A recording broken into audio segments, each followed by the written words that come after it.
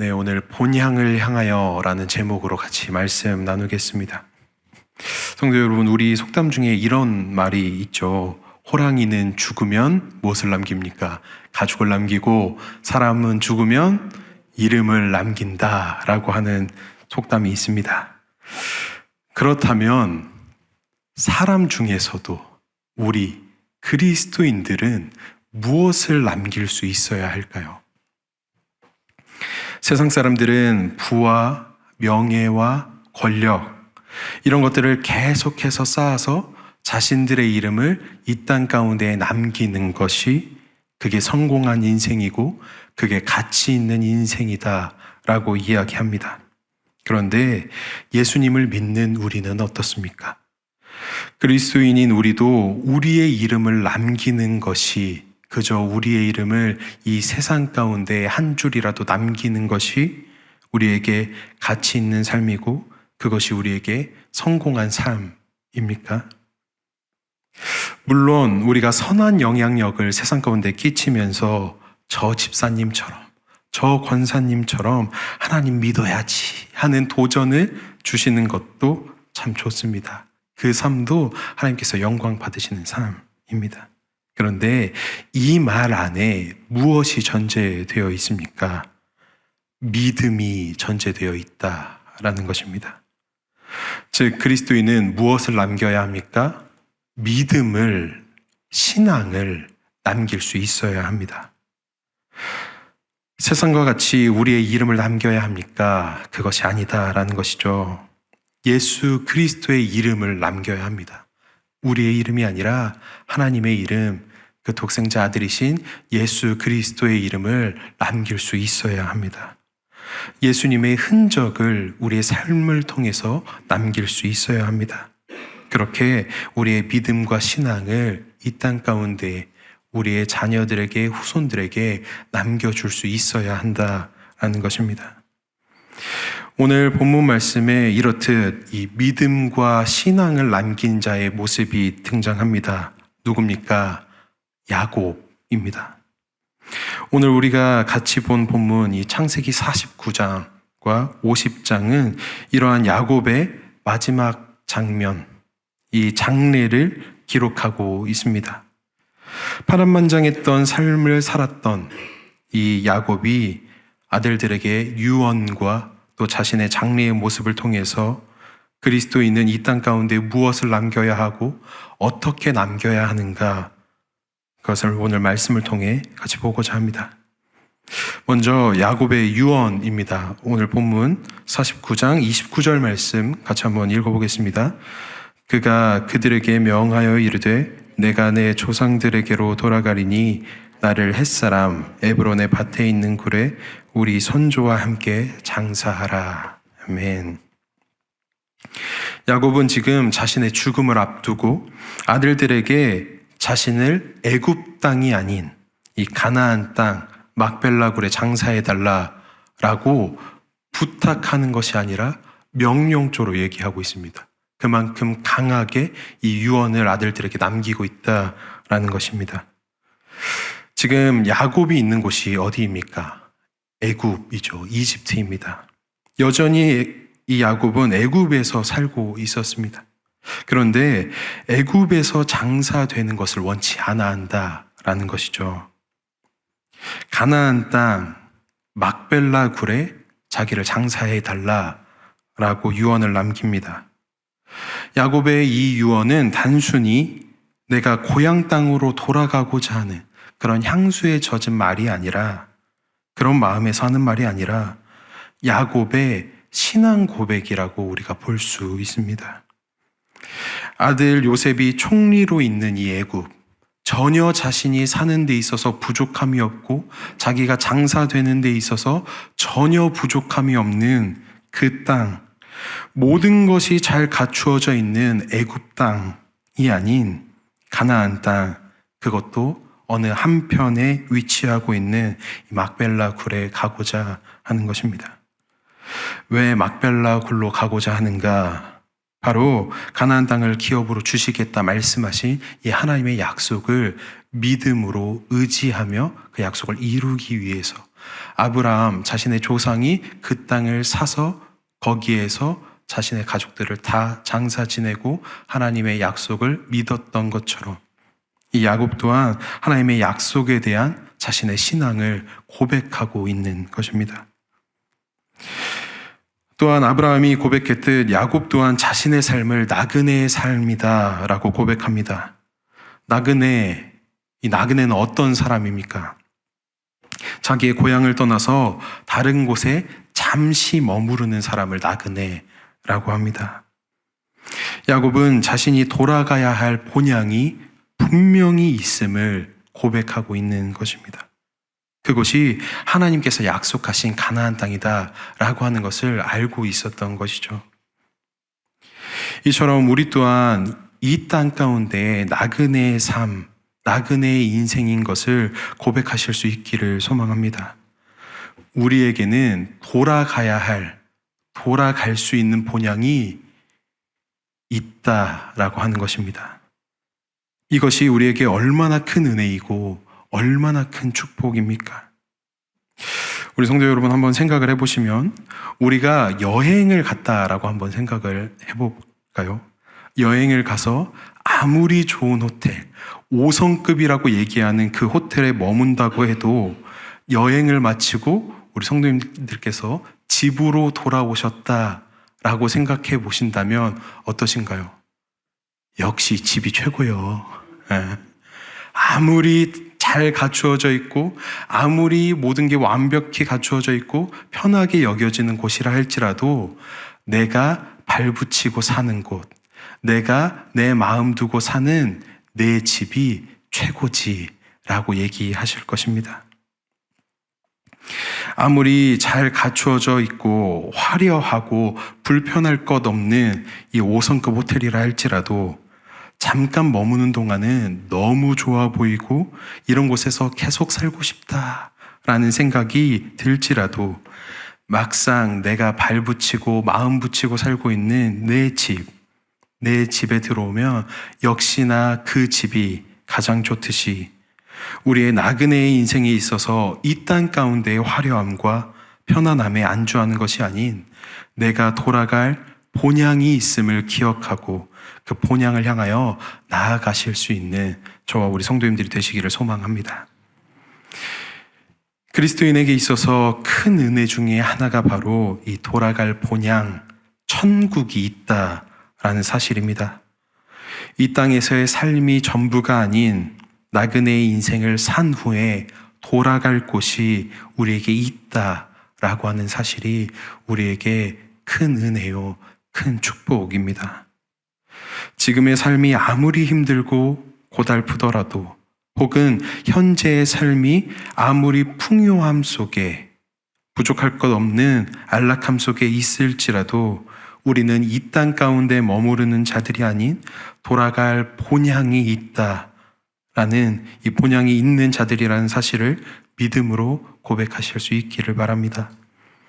영원한 천국을 확신하며 현재의 삶에 안주하거나 매몰되지 않고 우리가 돌아갈 그 본향을 향하여 믿음의 걸음으로 나아가시는 저와 우리 성도님들 되시기를 바랍니다. 이 야곱의 유언 이후에 야곱이 숨을 거두고 야곱의 장례가 이루어지기 시작합니다. 오늘 본문 50장 2절과 3절 말씀인데 우리 다시 한번 읽어보겠습니다.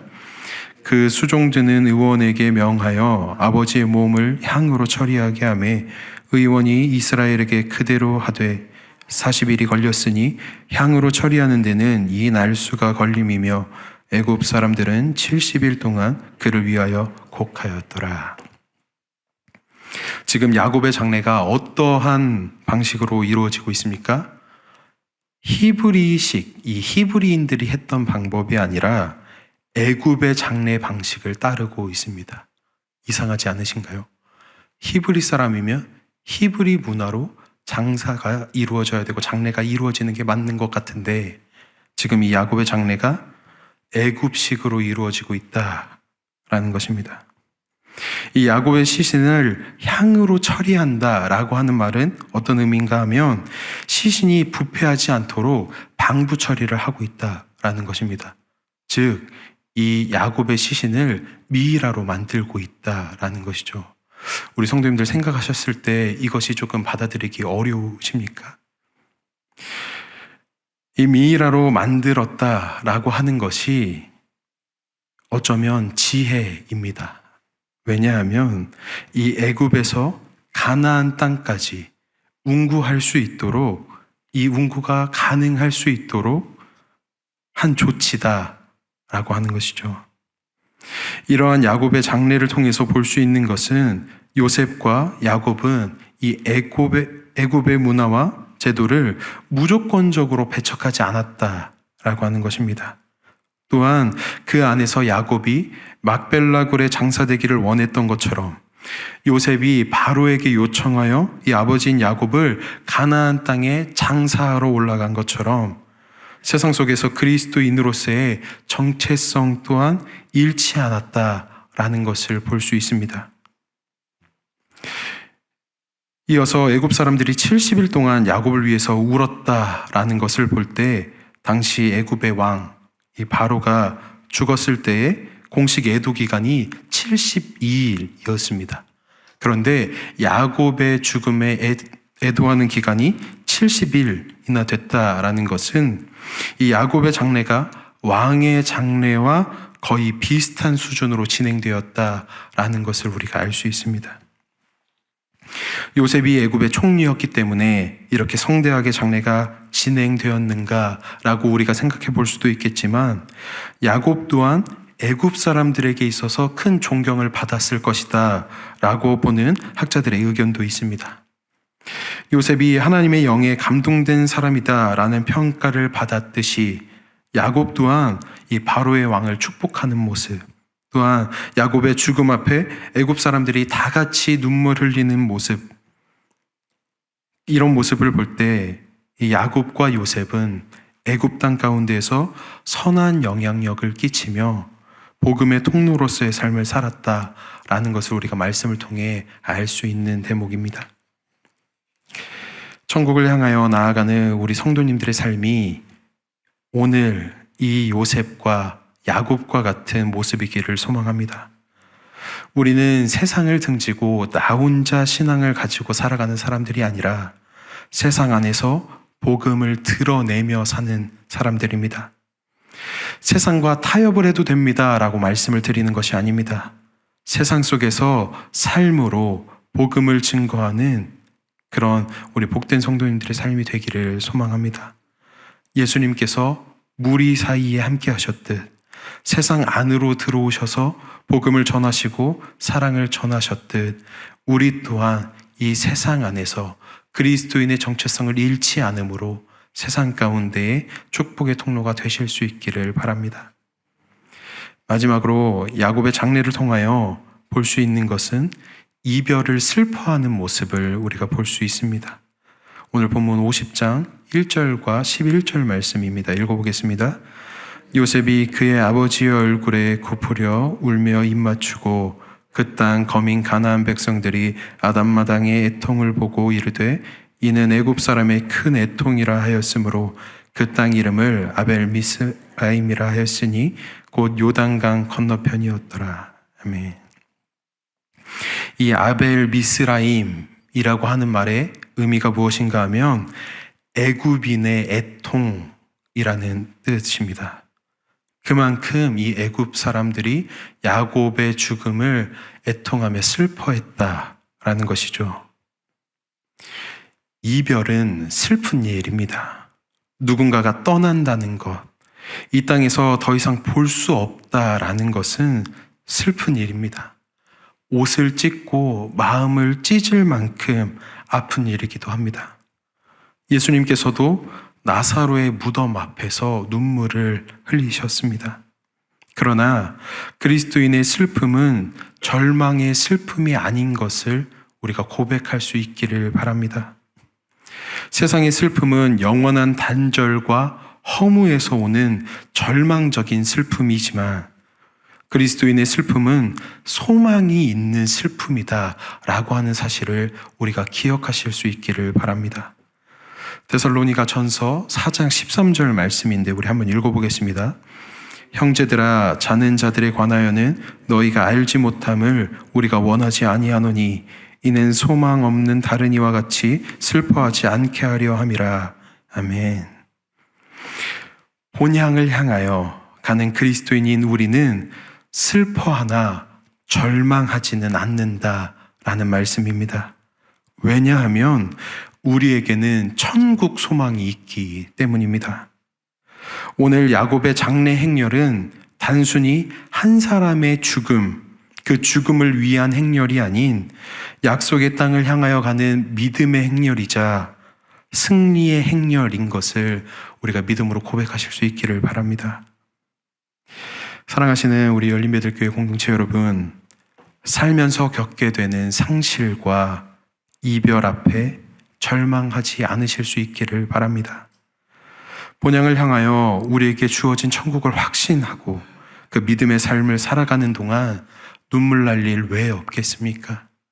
애통하고 눈물 날 일 많고 억울한 일 많은 우리의 삶일 수 있으나 그 눈물 닦아주시고 늘 우리의 가장 가까운 곳에서 우리를 위로하시는 그 주님을 바라보며 슬픔을 넘어 주님의 사랑과 평안을 온전히 누리시는 귀하고 복된 우리 성도님들이 다 되시기를 주님의 이름으로 소망합니다. 본향을 향하여 한 걸음 한 걸음 나아가시는 우리 사랑하는 형제자매 여러분, 세상에 이름을 남기기보다 오늘 이 야곱의 모습처럼 우리의 삶에 믿음을 남기고 예배의 모습을 남기는 우리가 될 수 있기를 바랍니다. 그렇게 천국을 소망하는 자의 모습, 이 세상 속에서 복음의 향기를 나타내며 주님의 복음을 전하는 축복의 통로가 우리 열린배들 교회 공동체 한 분 한 분의 삶이 되시기를 주님의 이름으로 소망합니다. 우리 같이 기도하시겠습니다. 사랑이신 하나님, 본향을 향하여 나아가는 우리의 걸음을 인도하여 주시니 감사합니다. 나그네 인생길, 돌아갈 본향, 그 천국 소망이 우리에게 얼마나 큰 감사요 은혜인지 이 시간 고백하오니 주여 우리의 믿음을 지켜주시옵소서. 세상 사는 동안 늘 우리의 본향, 그 천국을 소망하게 하시고 하나님 나라 백성의 정체성을 잃지 않게 하여 주시옵소서.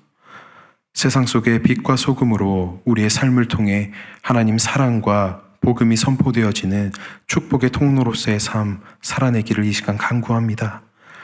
눈물 날 일 있겠지만 그 눈물 위로하시고 닦아주시는 주님, 삶의 상실과 이별의 아픔 가운데에 좌절하고 매몰되는 것이 아닌 늘 우리와 함께 하시고 그 슬픔을 넘어 주님의 사랑과 평안을 온전히 누리는 우리 열린배들교회 공동체 모두가 되게 하여 주시옵소서.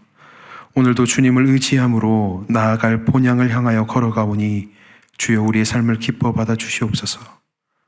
예수님의 이름으로 아버지 앞에 기도드립니다. 아멘.